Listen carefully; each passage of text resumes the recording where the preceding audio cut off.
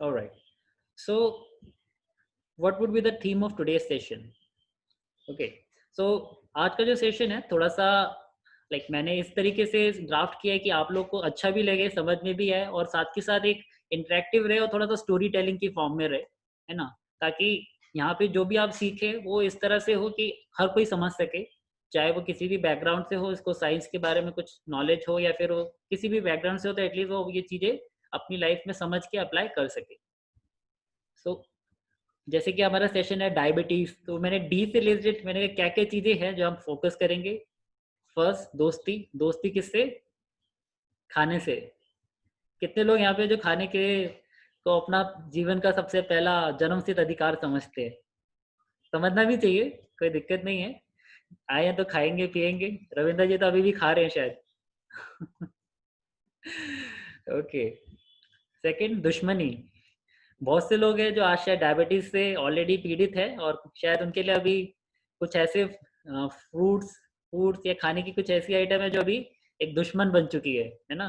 वो कभी कहते हैं ना, एक म्यान में 2 तलवार नहीं रह सकती। तो उसी तरह या तो वो रहेंगे या वो खाना रहेगा, है ना? तीसरी चीज़, डेफ़िनेटली डायबिटीज़ से रिलेटेड हम बात करेंगे। देन हम चौथी चीज़ से समझेंगे कि डायबिटीज़ क्या एक ड्रग है, मतलब डायबिटीज़ एक डिज़ीज़ है, ये लाइफ़स्टाइल डिसऑर्डर है। क्योंकि किसी भी डिज़ीज़ का इलाज एक अलग तरीके से होता है, जिसको हम बोलते हैं आप ड्रग से कर सकते हैं। बट एक लाइफ़स्टाइल डिसऑर्डर जो होता है उसका ट्रीटमेंट अलग तरीके से होता है, राइट? तो हमें ये चीज़ समझना पड़ेगा कि ड्रग्स की तरफ हम जाने वाले हैं या फिर डाइट की तरफ जाने वाले हैं, राइट? तो दोनों में बहुत फ़र्क है। आप अपनी डाइट को फिक्स करके डायबिटीज़ फिक्स कर सकते हो, आप ड्रग्स को फिक्स करके डिज़ीज़ फिक्स कर सकते हो। तो पहले ये अंडरस्टैंडिंग होना बहुत ज़रूरी है कि हम जो डायबिटीज़ की बात कर रहे हैं वो क्या डिज़ीज़ है क्या? या वो डेफ़िशिएंसी है ना? तो सारी जो किस्सा है आज वो डी का है, ठीक है? तो आई होप इस सेशन के बाद आप इस डी से परिचय होंगे और अपनी ज़िंदगी में अपने दिल को सँभाल के रखेंगे और दिल से बड़ी जुड़ी सब चीज़ों का अच्छे से ख़्याल रखेंगे। And last is diagnosis, right?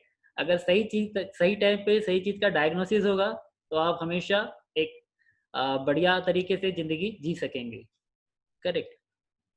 So, should we go ahead, like moderator, or do we have to wait for the?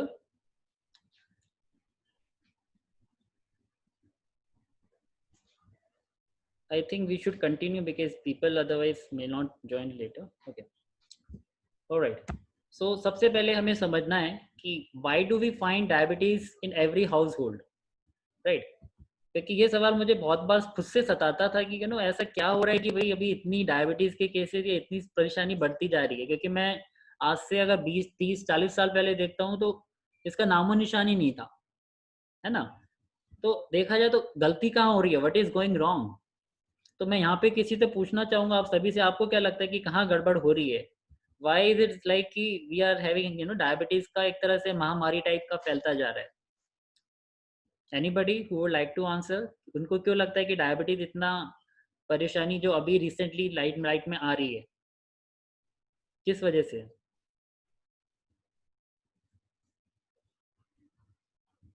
जिसने लास्ट टाइम सेशन अटेंड किया, somebody who would like to answer? Okay, nobody. Alright, डरो मत यार। Question repeat. Question ये था कि अगर आज से आप 30-40 साल पहले देखोगे तो डायबिटीज़ का नामो निशान ही नहीं था, ठीक है? अगर आप स्टैटिस्टिक भी देखोगे तो 1990 से लेके 2013 में, है ना? हार्डली आप देखोगे 20 से 25 साल में डायबिटीज़ जो है मल्टीप्लाई हुई है कितनी तेज़ी से, मतलब 123% जंप। एंड कहीं न कहीं हमारे अर्बन एरियाज़ में तो बहुत ज़्यादा तेज़ी से बढ़ रही है। तो मेरा क्वेश्चन ये है कि ऐसा क्या हुआ है इन लास्ट के कुछ सालों में कि ये सिचुएशन हम लोग फेस कर रहे हैं आज के दिन? हमारा लाइफस्टाइल। ओके। हमारी लाइफस्टाइल, खाने की बजाय काम को ध्यान, खाते खाते काम करने का ध्यान, टीवी देखने का ध्यान, एंजॉय ना करके खाने का काम, खाते समय तुरंत आराम करने का काम। Okay, okay, great, nice. Okay, anybody else? अगर आप बोलना नहीं चाहते तो आप चैट पे भी लिख सकते हैं, बाकी अगर आपको कुछ ऐड करना है तो definitely I would love to know. Okay, anyways, so definitely जैसे रविंद्र जी ने बताया कि डायबिटीज़ का बढ़ने का रीज़न खाली ये नहीं है कि आप शुगर खा रहे हैं या फिर आप एक तरह का खाना खा रहे हैं, है ना? बहुत से लोग को लगता है कि खाली मैं एक तरह का खाना या शुगर खा रहा हूँ या इस तरह की चीज़ें खा रहा हूँ तो इसलिए मुझे डायबिटीज़ हो रहा है, नहीं।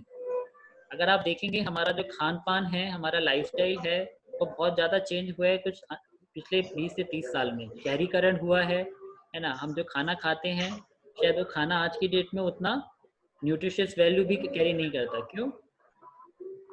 ओके, जेनेटिक है। ओके, ठीक है, जेनेटिक हो सकता है बट जेनेटिक भी तब होगा ना जब जीन्स में आया होगा किसी टाइम पे। करेक्ट, हम इसकी भी बारे में बात करेंगे।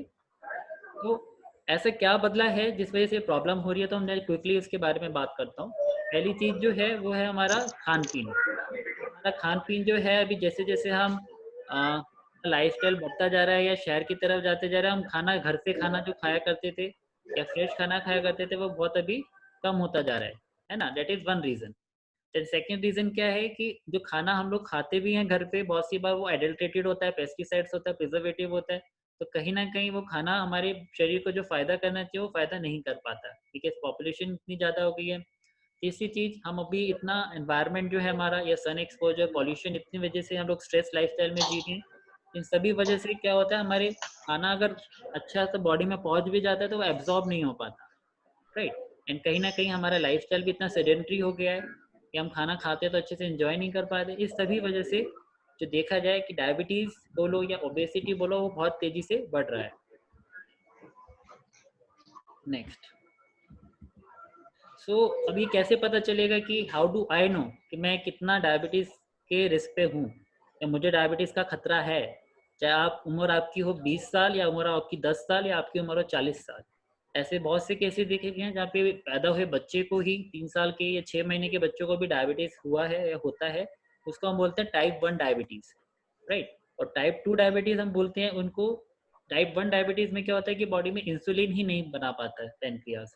और टाइप 2 डायबिटीज़ वो है जिसमें कि बॉडी इंसुलिन बना-बना के इतना रेजिस्टेंस हो जाता है कि अभी वो फर्दर हेल्प नहीं कर पाता। मतलब इंसुलिन रेजिस्टेंस बॉडी में डेवलप हो जाता है कि वो इफेक्टिव नहीं रहता है। करेक्ट? तो सबसे पहले हमें ये जानना है आज के इस सेशन में कि मुझे कैसे पता चलेगा कि मैं डायबिटीज़ के रिस्क पे हूँ? और वो जानना है तो मुझे समझना पड़ेगा डायबिटीज़ इज़ नॉट समथिंग कि जो आज आप उठे, कल उठे आपको डायबिटीज़ हो गया, नहीं।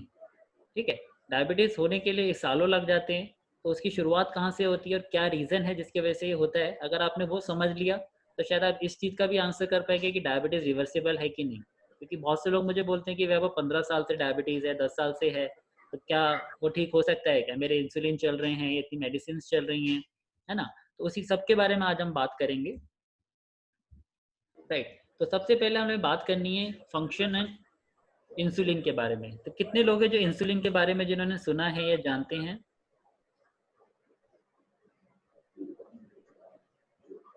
बहुत शांति है आज के सेशन में लगता है। आई होप आप लोग सुन रहे हैं। ओके, इंजेक्शन वैक्सीनेशन होता है। हाँ हाँ, वैक्सीनेशन इंसुलिन का ओके ओके। इंसुलिन एक तरह का मतलब insulin is just like a hormone. Okay, एक ऐसा हार्मोन है जो हमारा पैनक्रियाज जो है, पैनक्रियाज आप समझ सकते हैं आपके स्मॉल इंटेस्टाइल या नेवल के जो में रहता है, एक ऐसा ऑर्गन है जो रिलीज करता है। इसके दो फंक्शन है बेसिकली। ओके, तो उसकी जो फंक्शन है हम पहले वो समझेंगे और फिर जानेंगे इंसुलेशन रेजिस्टेंस क्या होता है। तो इसके पहला काम क्या है? To stop burning sugar and fat and start storage. मतलब क्या हुआ कि जब भी हम खाना खाते हैं तो ये क्या करता है, इंसुलिन जब रिलीज होता है वो आपका जो बर्निंग है, मतलब जो खाने के लिए यूटिलाइजेशन करना था उसको शुगर या फैट का, वो स्टॉप कर देता है और उसको स्टोरेज मोड में डाल देता है। जैसे मान लो घर में हमारा रेफ्रिजरेटर होता है, खाना बच जाता है तो हम डाल देते हैं, similarly it happens in the same way. Second क्या करता है, ये अपने सेल्स को एनर्जी देने का काम करता है कि हम लोग अगर ग्लूकोज की बात करें, ग्लूकोज हमारे सेल्स में इंसुलिन के थ्रू एंटर करता है। तो अगर इसको मैं समराइज करूं तो इट्स लाइक खाना खाया, इंसुलिन बढ़ा और उसने लिवर में जाके उसको स्टोर करना स्टार्ट कर दिया।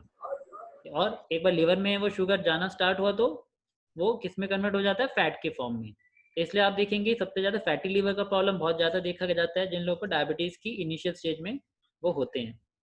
ठीक है। और इसी चीज़ का मैं अगर उल्टा बोलूँ तो कि अगर आप फास्टिंग में हैं, अगर आप कुछ भी नहीं खा रहे हैं तो इंसुलिन ऑटोमेटिकली कम हो जाएगा और आपका जो ऑलरेडी स्टोर लिवर में जो फैट या शुगर बचा है वो यूटिलाइज होना स्टार्ट हो जाएगा।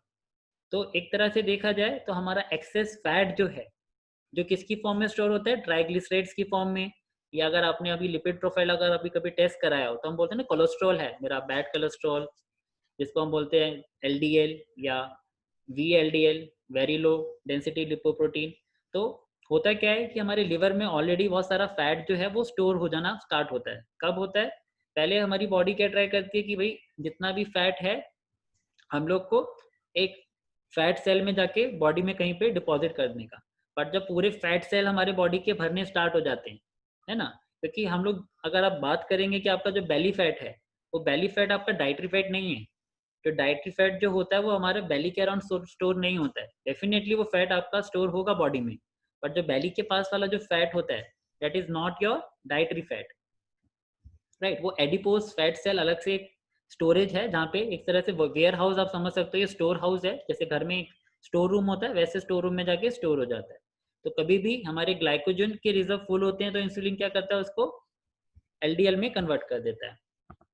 ठीक है। अभी हमें समझना है सेकंड चीज जो बहुत जरूरी है इस कॉन्सेप्ट के लिए, वो है इंसुलिन रेजिस्टेंस। अब अगर मैं बात करूं रेजिस्टेंस वर्ड, तो कितने लोग ऐसे हैं जिन्होंने रेजिस्टेंस वर्ड सुना है? आप कभी ऐसी जगह गए हैं जहाँ पे बहुत ज्यादा नॉइज शोर शराबा होता है, या आप ऐसी जगह काम यस। करते हैं? Okay okay. हाँ, तो आप शादियों में डीजे, हाँ हाँ बोलिए।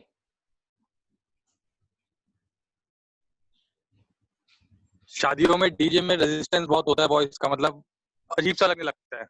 Okay okay. तो रेजिस्टेंस कैसे डेवलप होता है? जैसे मान लीजिए आप फर्स्ट टाइम जब एक हाई नॉइज एरिया में जाते हैं, है ना, तो फर्स्ट टाइम आप जब भी जाते हो तो आपको वो एकदम से ऐसा नहीं लगता कि यार एकदम चुभ रहा है कानों को, और may be you feel like यार this is not comfortable, right. But अगर आप आज गए और आप कल दोबारा जाओगे तो आपको वो फीलिंग दोबारा होगी, बट आप तीसरी बार जाओगे तब भी होगी। बट इवेंचुअली धीरे धीरे धीरे धीरे अगर वो एक चीज आप रिपीटेटिव मोड में जाना स्टार्ट कर दोगे, है ना, अगर आपने 7, 10, 20, 30 डेज कॉन्टिन्यूसली उस चीज को जारी रखा तो क्या होता है, बॉडी को वो चीज फिर नॉर्मल लगना स्टार्ट हो जाती है। क्यों? क्योंकि हमारी बॉडी में एक प्रोसेस होता है जिसको बोलते हैं होम्योस्टेसिस। होम्योस्टेसिस का मतलब क्या है कि कोई भी चीज जो हमारे बॉडी के अनुकूल नहीं है ना, anything which is not favourable to our body, our body try to adapt to it. जैसे मान लीजिए अगर आपने अपना खाना खाने में अपने कैलोरी रिड्यूस कर दिया, है ना, तो बॉडी को तो नहीं पता कि अभी आप खाना कम देना स्टार्ट कर रहे हैं, तो वो क्या करता है, अपना मेटाबॉलिज्म डाउन कर देता है, क्योंकि उसे पता है इंटेक जब मिलने ही नहीं वाला है तो मैं खर्चा क्यों करूं, एक्सपेंस क्यों करूं। वही बात होगी, आपकी सैलरी आना बंद हो जाएगी तो ऑब्वियसली बात है अपने खर्चों पे लगाम डाल लेते हो ना, आपको ज़्यादा खर्चा नहीं करना है।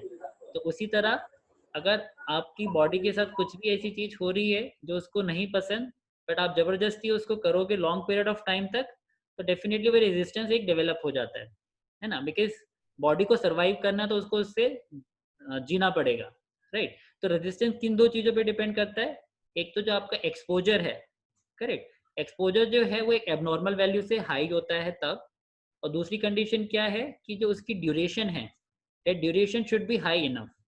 फॉर एग्जांपल अगर आप 2 दिन डीजे में हाई म्यूजिक सुन के आओगे और फिर 1 महीने बाद जाओगे तो आपको दोबारा वो एबनॉर्मल लगेगा, आपकी बॉडी रेजिस्टेंस डेवलप नहीं करेगी।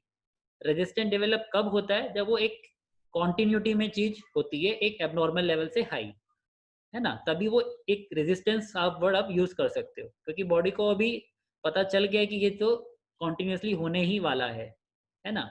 तो इसी चीज का नुकसान हमारे साथ होता है, इसी चीज का साइंस है जो बात करती है इंसुलिन रेजिस्टेंस के ऊपर, कि हमारी बॉडी में इंसुलिन रेजिस्टेंस कैसे डेवलप होता है, आइए हम लोग वो जानेंगे अभी, ताकि जब हम बात करेंगे कैसे डायबिटीज को डाइट से रिवर्स किया जा सकता है, तो बेसिक फंडामेंटल्स अगर हम दोनों पे कंट्रोल कर लिए, क्या कि इंसुलिन का जो वैल्यू है वो हम लोग एक नॉर्मल वैल्यू के अंदर रखें और काफ़ी ड्यूरेशन तक इंसुलिन को हम रिलीज ना होने दें, है ना। तो एक हो गया कितना मैग्नीट्यूड है, ये कितनी वैल्यू है इंसुलिन की, और दूसरा है कितना ड्यूरेशन।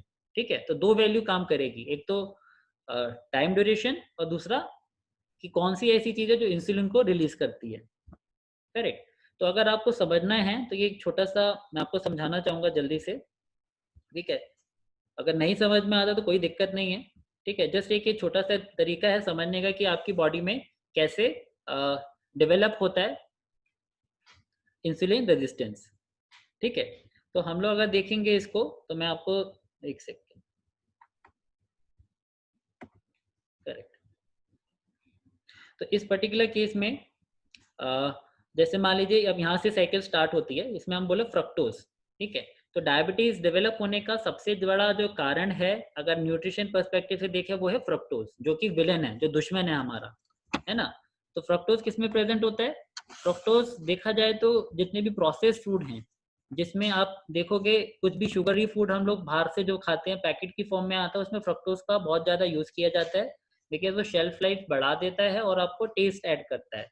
या शुगर को हम बोलते हैं सुक्रोज, तो उसमें फ्रुक्टोज भी एडेड होता है। तो जैसे जैसे फ्रुक्टोज ऐड करेंगे अपनी डाइट में, तो जैसे मैंने बताया ना, इंसुलिन रिलीज होगा और वो लिवर में फैट जमा करना स्टार्ट कर देगा, ठीक है? फ्रुक्टोज एक ऐसी चीज है जिसका मेटाबॉलिज्म खाली लिवर ही कर सकता है। जैसे हम लोग बात करते हैं ना कार्बोहाइड्रेट प्रोटीन, वो तो आप डायरेक्टली खाओगे वो मेटाबॉलाइज हो जाता है, बट फ्रुक्टोज के लिए liver is the only area. तो over a period of time, मान लीजिए आप कुछ सालों से लगातार 8, 10, 15 या आपने शुरुआत की अपनी एज में कॉन्टिन्यूसली एक टाइप का डाइट लिया, जिसके वजह से आपकी बॉडी में फैटी लिवर डेवलप हुआ और लिवर ने क्या किया, फिर उस फैट को एलडीएल या फिर ट्राइग्लिसराइड में कन्वर्ट करके आपके बॉडी पार्ट्स में भेजना स्टार्ट कर दिया, है ना? तो जिन लोगों को हाई बीपी का प्रॉब्लम होता है, कहीं ना कहीं उनको पहले फैटी लीवर का प्रॉब्लम होता है, उसके बाद उनकी कोलेस्ट्रॉल लेवल भी बढ़ने स्टार्ट हो जाते हैं, ठीक है? तो अगर यहाँ से देखिए लिवर में सबसे पहले फैट बढ़ा, ठीक है? अब लिवर में फैट बढ़ने का रीजन क्या है कि ऑलरेडी आपने इतना खाना स्टार्ट कर दिया था फ्रक्टोज रिच वाला या शुगर रिच वाला, जिसकी वजह से इंसुलिन बॉडी में रिलीज करना स्टार्ट हुआ, ठीक है?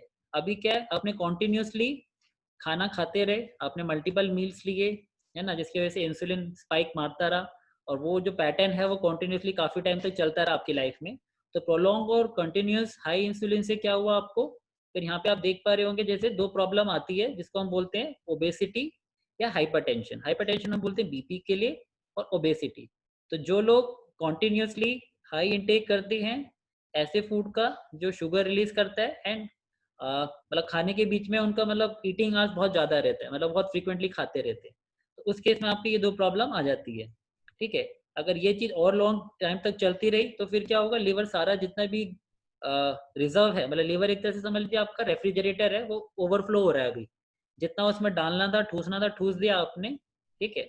अब वो तो और काम नहीं कर पाएगा, तो उस केस में क्या होगा, एक्सेस का जो अभी फालतू का जो खाना बचा है या जो ग्लूकोज बचा है जो भी आप खा रहे हैं, ठीक है, वो सेल्स में नहीं जा पाएगा तो सीधा कहाँ पे जाएगा, ब्लड में, राइट? अब ब्लड में जाएगा तो ब्रेन को सिग्नल मिलता है कि यार इंसुलिन काम नहीं कर रहा है तो और इंसुलिन रिलीज करो, क्योंकि ब्रेन को सिग्नल पॉजिटिव तब मिलता है जब इंसुलिन ग्लूकोज को सेल में अंदर पुश कर देता है। अगर वो पुश नहीं कर पा रहा है तो ब्रेन क्या बोल रहा है कि इंसुलिन रिलीज ही नहीं हो रहा है, तो वो क्या करेगा, और इंसुलिन रिलीज करेगा, तो और इंसुलिन रिलीज होगा तो उस वजह से और खाना जो है आपके बॉडी में फैट डिपॉजिट होगा। तो ये पूरी जो साइकिल है कॉन्टिन्यूसली चलती रहती है, चलती रहती है, चलती रहती है। तो ये रेजिस्टेंस, जितना ज़्यादा आप इंसुलिन रिलीज करोगे उतना ज़्यादा फिर रेजिस्टेंस भी बढ़ता रहेगा। तो इस पूरे साइकिल में आप देखोगे it all start from one agent जो ट्रिगर करता है इस पूरी रिएक्शन को, और फिर over a period of time अगर वो कंटिन्यू रहेगा तो that will keep on multiplying और कीप ऑन गोइंग, ठीक है? इस पर्टिकुलर स्लाइड में अगर किसी को कुछ पूछना है तो पूछ सकते हैं, otherwise will go ahead, right? तो दिस इज अ मैकेनिज्म जिस वजह से आपको डिफरेंट तरह के हेल्थ चैलेंजेस आ सकते हैं after being diagnosed as fatty liver बोलो, चाहे कोलेस्ट्रॉल लेवल बोलो, बीपी बोलो या ओबेसिटी बोलो। सर इसमें हमें क्या चीज कम खाना चाहिए अगर शुगर लेवल अगर हो किसी की बॉडी में, तो क्या चीज नहीं इनटेक करना चाहिए, लिक्विड फॉर्म में या सॉलिड फॉर्म में? ओके, इस वाले सवाल का आप जवाब क्वेश्चन लिख के रखिए, आने वाली स्लाइड पे मैं इसके बारे में भी बात करूंगा, ठीक है? Okay sir. बिल्कुल। ओके, नाउ अभी हम बात करेंगे प्री डायबिटीज और मेटाबॉलिक सिंड्रोम की, ठीक है? ये क्या चीज़ है, लास्ट टाइम भी हमने इसकी बात करी थी। अभी बहुत से लोग बोलते हैं कि आप अभी कभी भी अपना डायग्नोसिस आप कराएंगे, है ना? तो उसमें हो सकता है आपके ब्लड शुगर लेवल आप चेक करेंगे रैंडमली, वो लिमिट के अंदर ही आएंगे, ठीक है। और हो सकता है कि आप HbA1c भी कराते हैं तो वो जो नॉर्मल वैल्यू है उससे क्लिनिकल वैल्यू से कम ही हो, बट डज इट मीन कि आप हेल्दी हैं? I am not sure. क्यों? अगर आप देखेंगे मेटाबॉलिक सिंड्रोम एक ऐसी बीमारी की शुरुआत है जहाँ पे आपका जो मेटाबॉलिज्म है वो थोड़ा सा गड़बड़ होना स्टार्ट हो गया है। क्यों? ऑलरेडी आपके बॉडी के अंदर बहुत सारी ऐसी चीजें चल रही हैं रिलेटेड टू इंसुलिन जो इन सब प्रॉब्लम को न्योता दे सकता है, ठीक है। जैसे इसमें आप देखेंगे हार्ट डिजीज, जैसे मैंने बताया कि जितना इंसुलिन रिलीज होगा उतना ज्यादा बॉडी में फैट स्टोरेज होगा, फैट स्टोरेज होगा तो आपकी आर्टरीज हैं, ऑर्गन्स जितने भी हैं वो सारे ब्लॉक होना स्टार्ट हो जाएंगे। तो अल्टीमेटली जितना भी फैट है वो कहाँ जाएगा? ऑर्गन में जाके स्टोर होगा। अगर वो ऑर्गन आपका मान लीजिए ब्लड वेसल्स है ना, तो ब्लड वेसल आर्टरी जो होती है बोलते हैं ना इसका इस पर्सन को इसकी ब्लॉकेज आ रही है ना, ब्लॉकेज मिली है इसकी आर्टरीज में।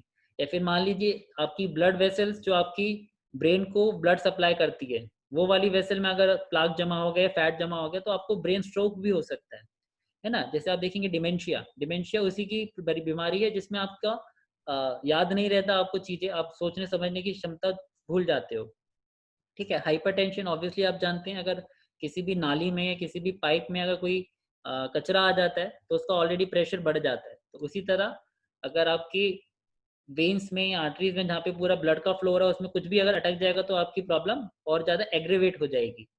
उसी तरह पीसीओडी की भी हम बात करते हैं। पीसीओडी भी एक तरह की ऐसी ही प्रॉब्लम है जहाँ पे डायबिटीज या वेट की वजह से ओवरीज जो होती हैं उस पर फैट डिपोजिशन हो जाता है, जिसकी वजह से वो अच्छे से ब्रीथ नहीं कर पाती हैं। तो अगर किसी को भी अगर पीसीओडी का प्रॉब्लम है तो they are also very much vulnerable to diabetic, right. और किसी को नॉन एल्कोहलिक फैटी लीवर है तो that is also one of the pre initial stage of diagnose with diabetes, right. तो ये कुछ ऐसी चीजें हैं जो आपको डायरेक्टली बताती हैं कि आपको समझने की या फिर आपको थोड़ा ध्यान देने की जरूरत है, करेक्ट।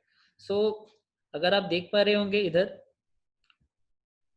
राइट, तो इस पर्टिकुलर स्लाइड में यू विल सी कि किस ऐसे मेजर्स हैं जिससे हम पता लगा सकते हैं कि भाई हमारे को अभी मेटाबॉलिक सिंड्रोम कहाँ तक पहुँच गया है ना। तो उसके लिए एक एक्टिविटी आप लोग कर सकते हैं, अगर आपको घर बैठे बहुत बिना टेस्ट कराए या बिना ज़्यादा डायग्नोसिस किए अगर पता करना है, तो मैंने लास्ट टाइम भी बताया था कि आप अपना वेस्ट का सरकमफेरेंस जो है वो कैलकुलेट कीजिए, क्योंकि वेस्ट का सरकमफेरेंस मतलब जो फैट आपके वेस्ट या पेट के आसपास जमा है ना, उसका सरकमफेरेंस का वैल्यू, सरकमफेरेंस का मतलब क्या हुआ, उसका गोल वाला माप, ठीक है। जो आप बोलते हैं ना कि वेस्ट लाइन बोल सकते हैं, ठीक है। तो इसको नेवल के पास मेजर कीजिए एंड अपनी हाइट को मेजर कीजिए।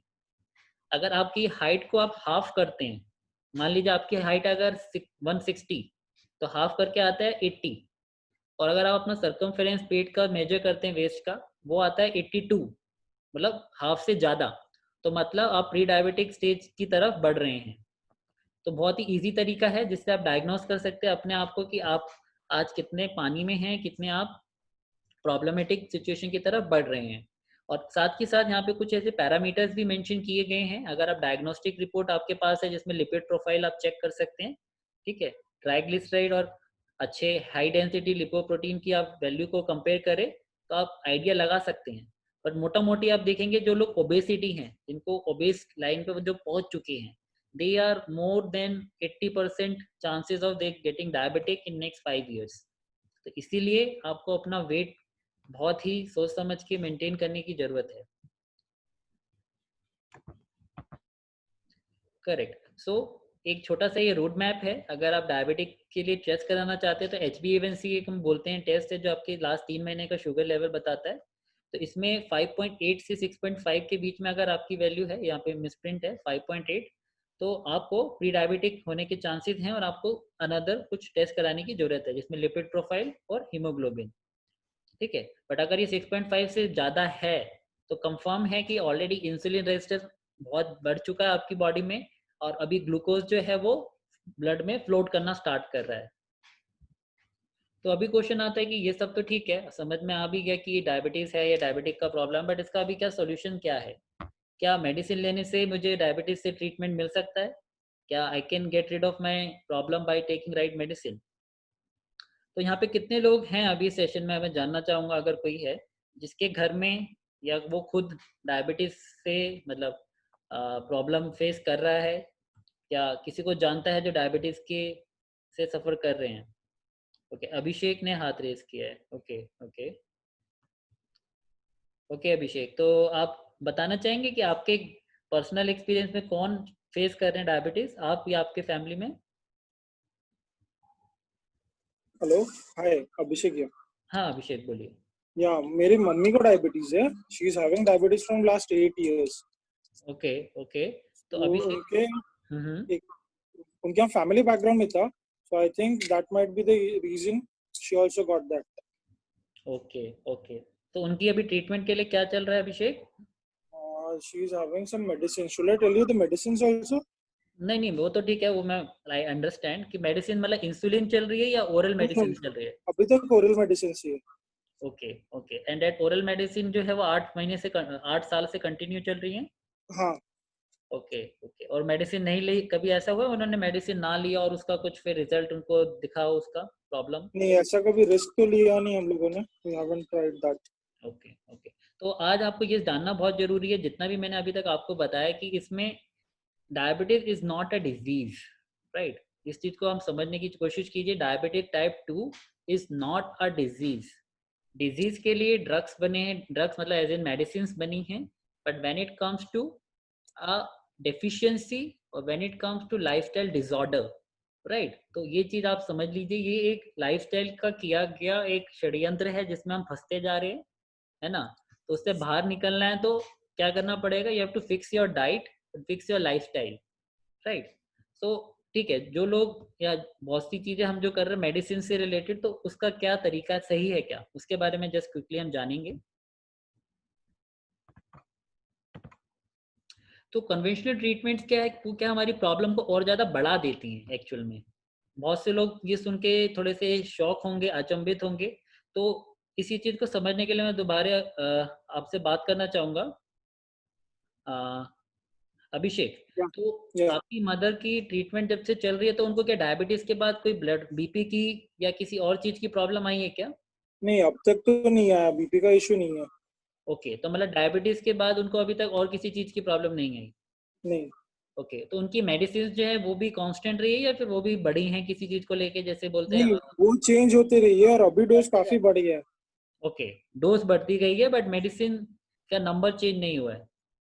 मेडिसिन का नंबर इन टर्म्स क्वांटिटी वो बढ़ा है। ओके, या मतलब क्वांटिटी बढ़ा है। ओके, मतलब quantity in terms of dosage भी बढ़ा है और नंबर ऑफ मेडिसिन भी बढ़ी है। Right right.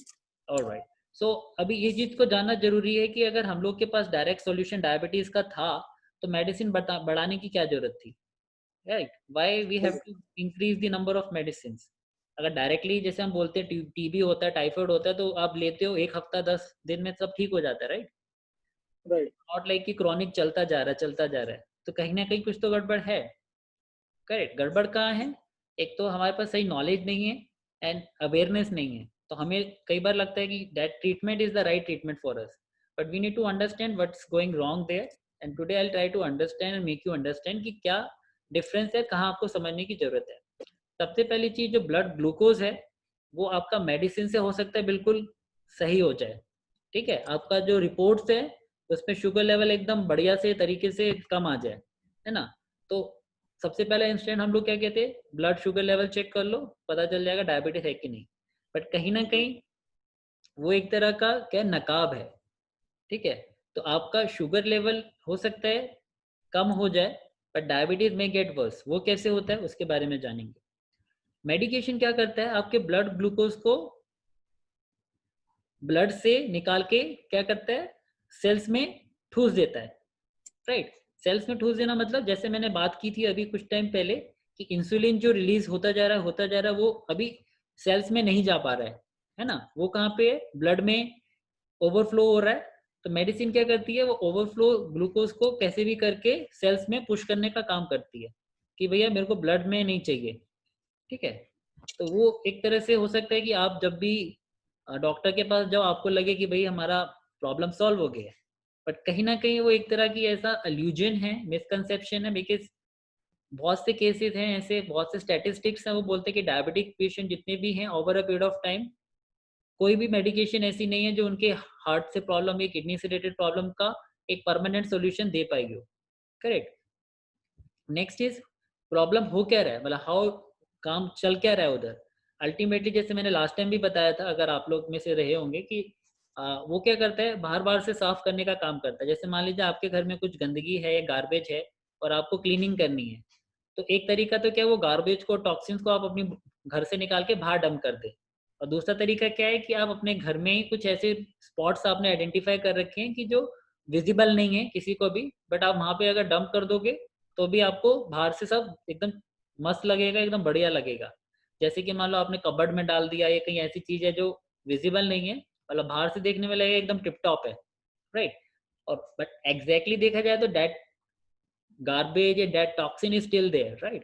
So that is how medicines definitely will give you the impression that it has been cured, but somehow that garbage or toxin is still rotting inside, and वो जब वो rot करता है तो again it will going to harm your other organs, right? तो इसीलिए जो standard treatment है इंसुलिन देने का, तो जैसे मैंने आपको खुद बताया अभी कि इंसुलिन देने से इंसुलिन रेजिस्टेंस ही बढ़ेगा, और आप क्या कर रहे हो, मोर और मोर इंसुलिन दिए जा रहे हो। तो कहीं ना कहीं अगर आप इंसुलिन ले रहे हो तो ब्लड ग्लूकोज तो हो सकता है आपका एक बार को ठीक हो जाए, पर डायबिटीज का प्रॉब्लम ठीक नहीं हो रहा है, क्योंकि डायबिटीज का प्रॉब्लम क्या है, एक्सेस ऑफ इंसुलिन ब्लड, ना कि excess of glucose in blood.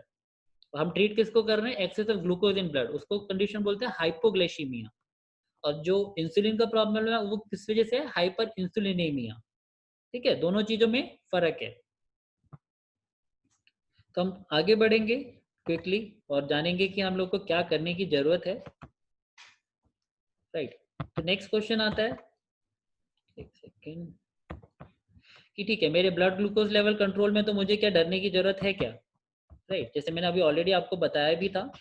तो what are the complication of diabetes, तो हम क्विकली पहले वो समझेंगे कि अगर आपके HbA1c ग्लूकोज लेवल सब नॉर्मल आते हैं तो क्या डायबिटीज नहीं है। तो जैसे मैंने बोला ब्लड शुगर हो सकता है बेटर हो जाए, बट डायबिटीज मे नॉट।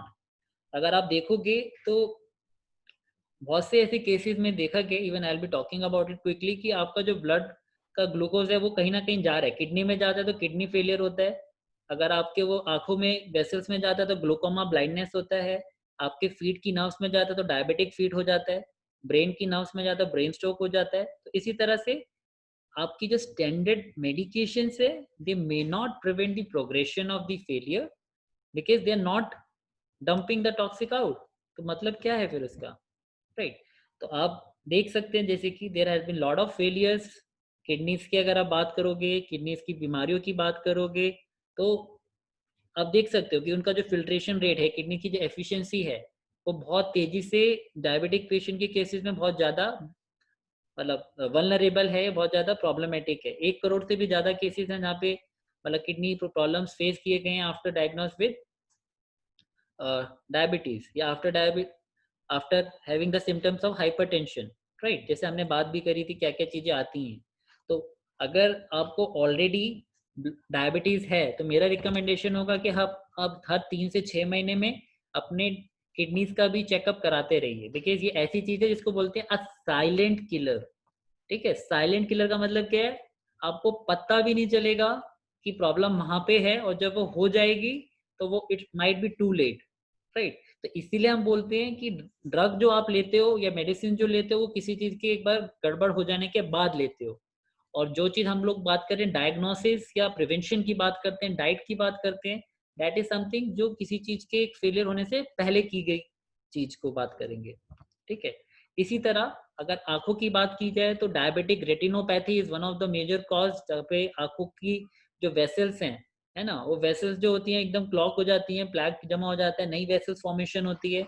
और नई वेसल्स फॉर्मेशन ऐसी जगह पे होती है जहाँ पे जिस वजह से आपका आंखों में प्रेशर बढ़ना स्टार्ट हो जाता है। अगर आपको किसी को प्रॉब्लम है तो आप लोग जानते हैं आंखों का प्रेशर बढ़ता है, ठीक है, अच्छे से ब्लड फ्लो नहीं होता है, धुंधलापन दिख सकता है, तो उसमें कैटरेक्ट की प्रॉब्लम्स भी हैं। तो these are some of the complication जो डायबिटीज से आने वाले सालों में किसी को भी हो सकती है। तो इसीलिए जस्ट शुगर लेवल मत चेक कीजिए, आप टोटल हेल्थ चेकअप पे फोकस ज़्यादा दीजिए। Then diabetic food, I hope बहुत से लोग जो डायबिटीज के बारे में जानते हैं तो आपको पता होगा one of the chronic complication जो है वो यही है कि आपका नर्व जो है या फिर आपकी हीलिंग जो है वो बहुत हद तक कम हो जाती है अगर आपको डायबिटिक की प्रॉब्लम है। और ऐसा देखा गया है कि 80% ऑफ केसेस में प्रॉब्लम होने के बाद एम्पुटेशन करना भी पड़ता है। There is no other reason. अगर देखोगे इंडिया के स्टैटिस्टिक्स में 80,000 लोग out of 1 lakh each year amputation होता है उनका पैर का, बिकॉज हीलिंग नहीं हो रही है उधर। हीलिंग कैसे होगी? ऑलरेडी सेल्स में सब कुछ भरा पड़ा है, उसमें न्यूट्रिशन जा ही नहीं रहा है ना। ब्लड ऑलरेडी पूरा इससे टॉक्सिन से भरा पड़ा है।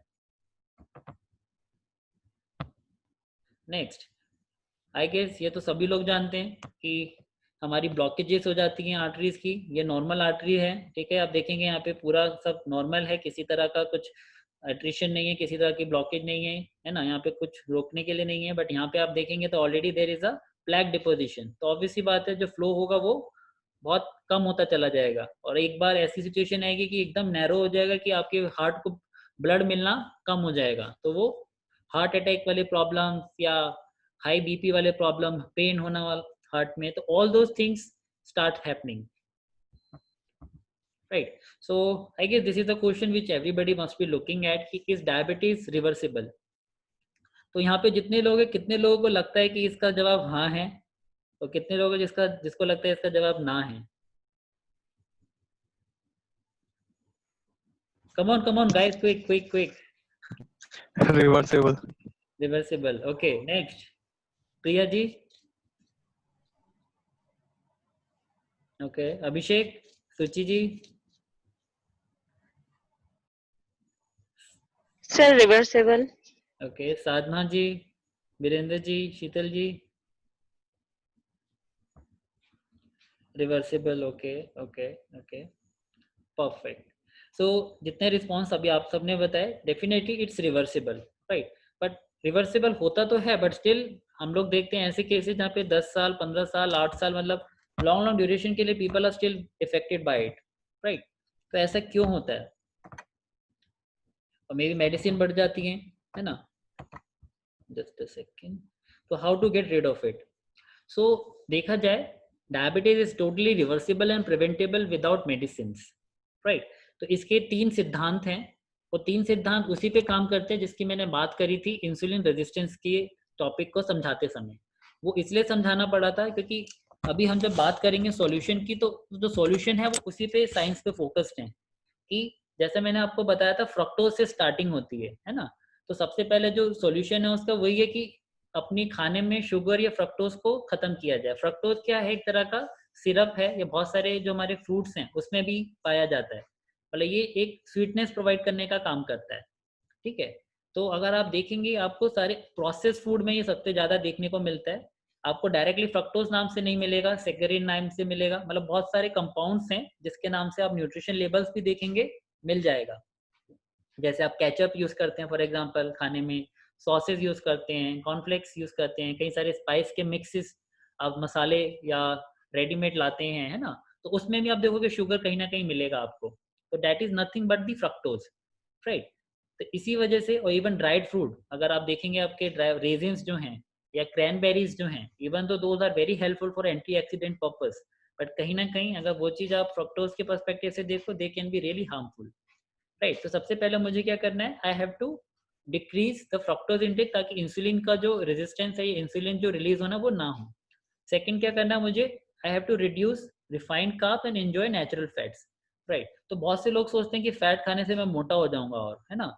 तो ऐसा नहीं है। जितना आप फैट डालोगे बॉडी में खाने में, उसका सबसे बेस्ट फायदा क्या है कि फैट को मेटाबोलाइज करने के लिए लीवर की जरूरत नहीं पड़ती है। आप कार्ब्स डालोगे या आप प्रोटीन डालोगे तो इंसुलिन रिलीज होगा। क्यों? क्योंकि जो भी चीज लिवर से होके जाएगी उसके लिए इंसुलिन की जरूरत है, बट जो चीज को इंसुलिन की जरूरत नहीं है वो क्या है? फैट। तो फैट डायरेक्टली आपकी बॉडी में यूटिलाइज हो जाता है। तो इसलिए आप देखोगे जो लोग कीटो डाइट पे रहते हैं, अगर आप कीटो डाइट समझते हैं जो हाई फैट डाइट है, तो उस केस में डायबिटीज के रिवर्स होने के चांसेस बहुत ही अच्छे होते हैं। बट डेफिनेटली कीटो डाइट को करने का एक सही तरीका है, अगर आप नहीं करोगे तो आपकी बॉडी में बहुत से साइड इफेक्ट्स भी आ सकते हैं। तो सही तरीका क्या है? आपको ऐसे खाना चूज करना है जिसमें अच्छे गुड फैट्स हों। गुड फैट्स किस में हो सकते हैं? नॉन वेज सोर्सेज हैं कुछ, है ना, और कुछ बटर्स हैं, कोकोनट्स हैं, एग्स हैं, सी फूड्स हैं। Those are very rich source of good fats, right. And कहीं ना कहीं अगर आप देखोगे कार्बन रिफाइंड कार्बोहाइड्रेट जैसे हैं हमारे पास्ता, शुगर, ब्रेड, ठीक है, इनको हम लोग को अवॉइड करना है।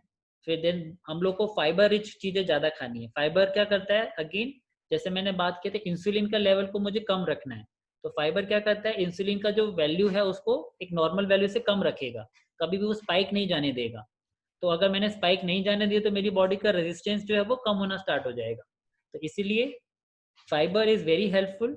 एंड अगेन प्रोटीन, प्रोटीन क्या करता है, आपकी खाने का जो ग्लाइसेमिक इंडेक्स जो बोलते हैं, जो लोड है, उसको कम करने में मदद करता है।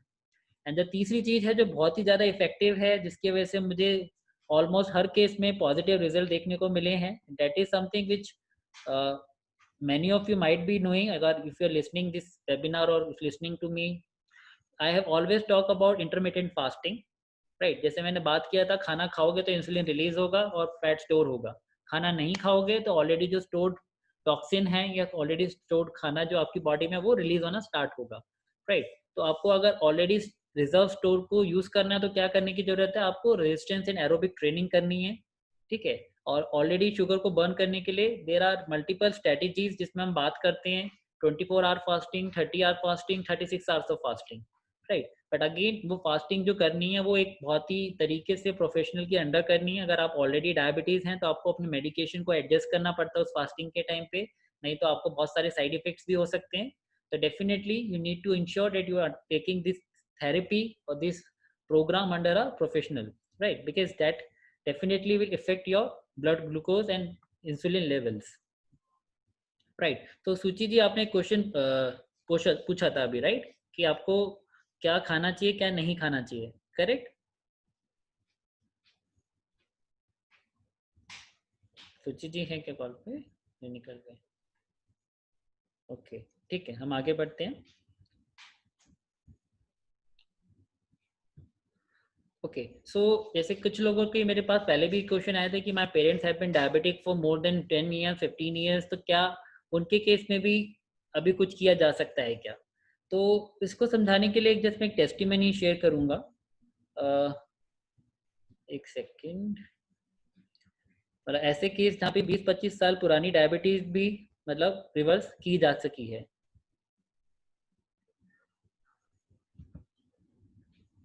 मेरी स्क्रीन विजिबल है क्या? Yes, it is visible. Okay तो हो सकता है कि शायद टेक्स्ट जो है वो टेक्स्ट इतना समझ में ना आए, तो मैं जस्ट आपको मोटा मोटा एक उदाहरण के लिए आपके सामने करके बता देता हूँ। ओके तो ये पहली जो केस स्टडी है वो एक पर्सन की है, मतलब एक जो 61 एज के पर्सन है जिनका नाम है राजमोहन, ठीक है। वो 25 की एज से डायबिटिक्स से गुजर रहे थे एंड उनकी फैमिली ने हर तरह की मेडिसिन ट्राई कर ली थी कि उनके शुगर लेवल को कंट्रोल कर सके, बट कहीं ना कहीं इंस्पाइट ऑफ एवरी मेडिसिन ये स्ट्रिक्ट शुगर लेवल उनकी कभी भी 200 से कम नहीं आए, वो हमेशा 250 से ऊपर ही रहते थे। अब हो सकता है आपके केस में भी ऐसी सिचुएशन हो जहाँ पे घर वाले खाने से परहेज करने से मना करते हैं या हर तरह से आपकी बात नहीं सुनते हैं, मतलब किसी को शुगर की क्रेविंग्स ज़्यादा है या सबके अपने अपने रीजन है जिस वजह से शायद वो जो कंट्रोल या फिर जिस तरह से चाहते वो नहीं कर पा रहे, है ना। तो उनके साथ भी वो एक बहुत बड़ा चैलेंज था कि उनको कंट्रोल कराना सबसे बड़ी बात थी या उनको कुछ खिलाना, करेक्ट। तो कहीं ना कहीं देन हम लोगों ने उनका एक पैटर्न चेक किया कि उनकी क्रेविंग्स क्या है, वो क्यों पर्टिकुलर फूड को लेके ज़्यादा इंक्लाइन है, एंड अकॉर्डिंगली हम लोगों ने उनके लिए कुछ डाइटरी प्लान बनाए और साथ के साथ उनको कुछ हम लोगों ने सप्लीमेंट्स भी ट्राई किए। तो हम लोगों ने उनका जो सप्लीमेंट्स में प्रोटीन रिच डाइट में रखा, है ना, एंड उसमें वी मेक श्योर कि उनको हर थोड़ी थोड़ी देर में, क्योंकि उनका क्या था कि उनको खाते पीने की आदत थी, वो बहुत मतलब कहते हैं ना जैसे कई बार होता है ओल्ड एज में कि कुछ ज़्यादा नहीं खाएंगे बट थोड़ा थोड़ा कुछ कुछ खाते रहते रहते थे।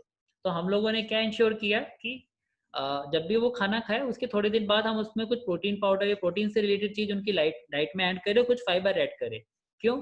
उससे क्या होता है कि उनके जो ग्लूकोज के स्पाइक्स जो आते रहते थे कंसिस्टेंटली हाई, जो मैंने बोला था ना प्रोलॉन्ग टाइम तक अगर कोई चीज़ हाई रहती है तो वो आपकी बॉडी को हार्म करती है। तो हम क्या कर रहे थे, जैसे वो कुछ खाते थे हम उसके साथ अपना कुछ न्यूट्रिशन उसमें ऐड कर देते थे ताकि जिसके से स्पाइक्स जनरेट ना हो और उनके जो शुगर लेवल्स थे वो एक रेगुलेट होते रहे टाइम टू टाइम। एंड आप बिलीव नहीं करोगे फ्रेंड्स, आफ्टर 2 मंथ्स, मतलब आई गेस 2 से मतलब कुछ दिन पहले ही जब उन्होंने अपना second level of sugar test किया तो इट केम डाउन टू 140। मतलब 140 is something which is life time उनका लो था।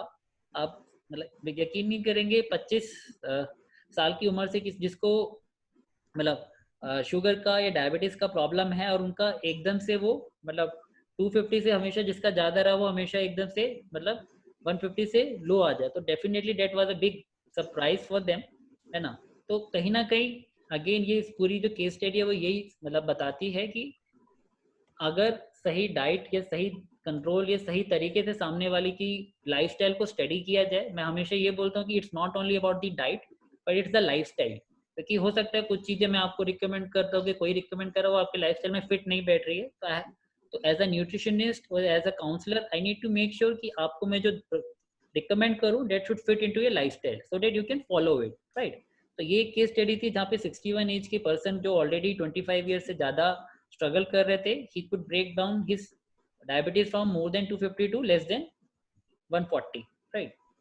And in another example, this was like shared by one of our previous client जिनके फादर भी diabetic थे, है ना। 25 साल का उनका भी काफ़ी मतलब लॉन्ग पीरियड से मतलब चल रहा था, राइट। एंड उनकी उन्होंने जैसे मुझे शेयर किए थे कि उनका एक्सपेंस जो था मतलब 25 साल का उनका जो डायबिटीज़ की मेडिसिन पे जो एक्सपेंस था, राइट। तो उन्होंने बोला था कि 500 रुपये महीने का उनका मेडिसिन का खर्चा था और 12 महीने उसके हिसाब से, तो उन्होंने कुछ खर्चा निकाल के मुझे देखा था कि अराउंड मतलब उनका 1.5 लाख का मतलब खर्चा हुआ था।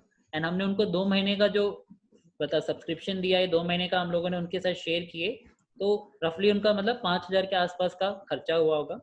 एंड उनके रिजल्ट्स की रिपोर्ट मैं आपको यहाँ पे दिखाता हूँ, अगर देख पा रहे होंगे। ओके, एक सेकेंड। ओके, स्क्रीन विजिबल है guys? Can somebody give me a thumbs up? Yes. तो इनिशियली उनकी जो रिपोर्ट थी आप देखेंगे 24/2012 which is like 263, and next अगर आप देखेंगे 232 after 1 month, and next if you see it's 212, right? So in this case obviously उनका जो लेवल है within 2 months like it dropped from 263 to 212, तो roughly 50 units उनका drop हुआ था, correct? तो obviously I can say कि सबके लिए results का जो time duration है that will be different, it will never be like जैसे last case में आपने देखा था कि उनका 250 से सीधा 140 आ गया, right? But इनके केस में it came down not to 140 but again they can bring it down to less than 50 units, right? So this can vary from person to person, but the idea here is like no matter आपकी diabetes की किस stage में है, कितनी आगे है, कितना ज़्यादा है, but still there is a probability that you can fix it with the right consultation and right diet and lifestyle, right? So all right, so now at the end of this session I would recommend you to ask these questions from yourself, and this will help you get the right assessment like what is the right way forward for you. सबसे पहले आप check कीजिए अगर आप इस call में हैं, and if you need to check कि आपको डायबिटीज का खतरा है कि नहीं, अगर आप ऑलरेडी डायबिटिक नहीं है। अगर आप ऑलरेडी डायबिटिक है तो डेफिनेटली आपको उसके लिए राइट डाइटिशियन या राइट न्यूट्रिशन के पास जाने की जरूरत है, बिकॉज अगर आपकी मेडिसिन चल रही हैं तो हो सकता है करेंटली आप हैप्पी हो बट आने वाले समय में वो चीज़ एक कोई और प्रॉब्लम भी दे सकती है, राइट। तो फर्स्ट चीज अपना वेस्ट सर्कमफ्रेंस चेक कीजिए, वो हाइट से कितना कम है या ज़्यादा है। नेक्स्ट चेक कीजिए कि आप ओवरवेट है कि नहीं, बिकॉज ओवरवेट होना या आपका बेली फैट ज़्यादा होना is one of the precursor for your diabetes.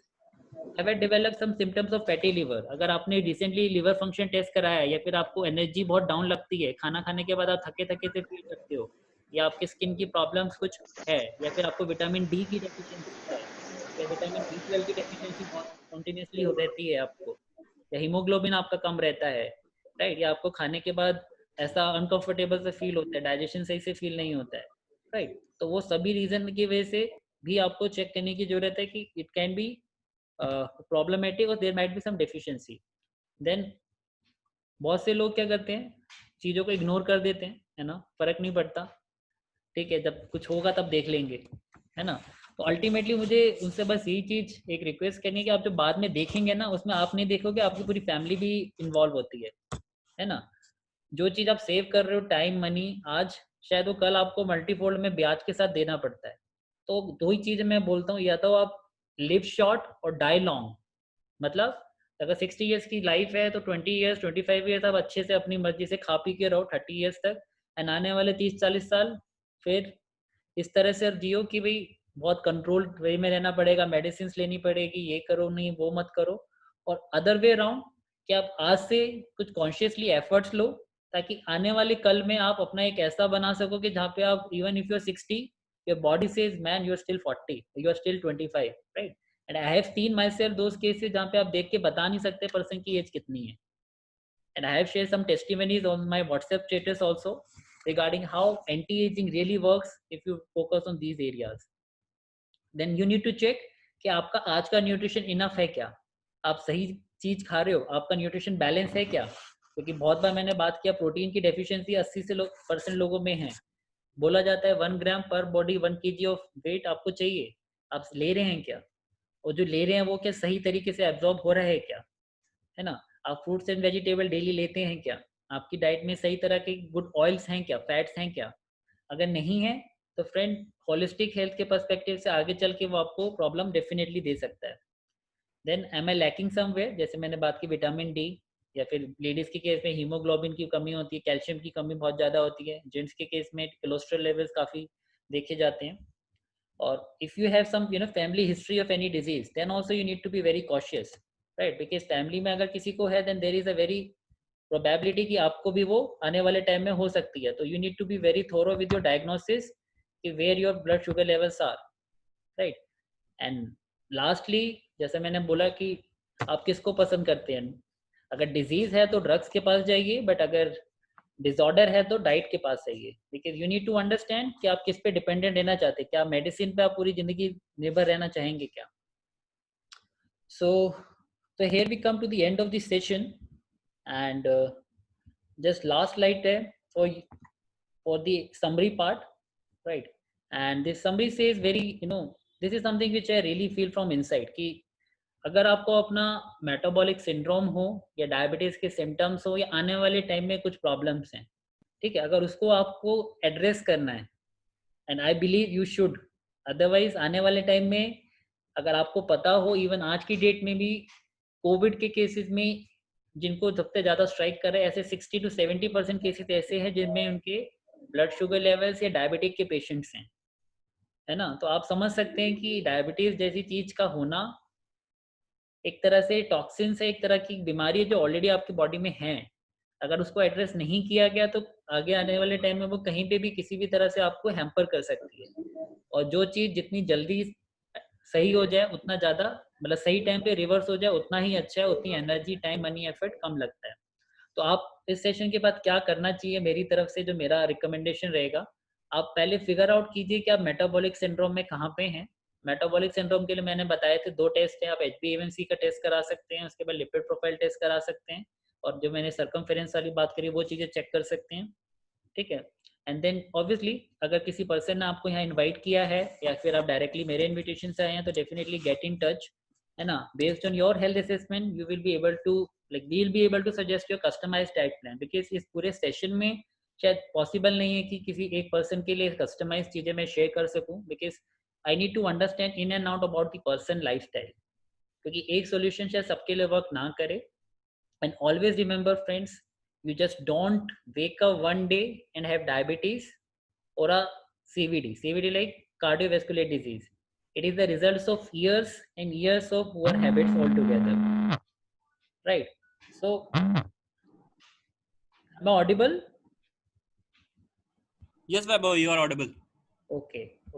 So this is the whole soul plan, and I hope आपको इस सेशन से बहुत कुछ सीखने को मिला होगा। अगर आपके कोई क्वेश्चंस हैं तो definitely I can take, or otherwise I'll hand it over to the host and moderator, and you can get in touch with them if you need to have some consultation done, if you want to work on your diabetes, pre-diabetes, or any other problem related to health, or if you have any question you can just ask.